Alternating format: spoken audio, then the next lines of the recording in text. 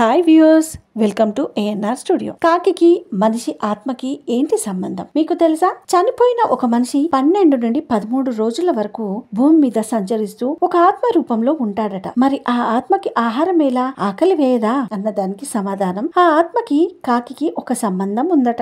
ఒక ఆత్మ అంటే శరీరాన్ని వదిలిన తర్వాత ఒక కాకిలో ప్రవేశించే సౌలభ్యం ఆత్మకి ఉందట. అందుకే మీరు గమనించారా, మనిషి చనిపోయినాక మనిషికి ఆహారంగా తన ఇష్టమైన పదార్థాలని శ్మశానానికి వెళ్లి 5 సార్లు పిట్టకు పెడతా ఉంటారు. అప్పుడు కాకి ముట్టిందా లేదా అని చూస్తూ ఉంటారు. కాకి ముట్టినట్లయితే ఆ ఆత్మ శాంతిగా ఉందని, కాకి ముట్టనట్లయితే అశాంతిగా ఉందని నమ్ముతారు. అదే విధంగా 13వ రోజు పిండ ప్రదానం చేస్తారు. ఆ రోజే ఆ ఆత్మకు పెట్టే ఆహారం వైతరిని దాటే వరకు పనికి వచ్చే ఆహారం అన్నమాట. తర్వాత ఆ ఆత్మ పుణ్యాన్ని బట్టి ఊర్ధ్వలోకాలకి, పాపాన్ని బట్టి అధోలోకాలకి ప్రయాణిస్తుందని పురాణాల్లో చెప్పబడింది.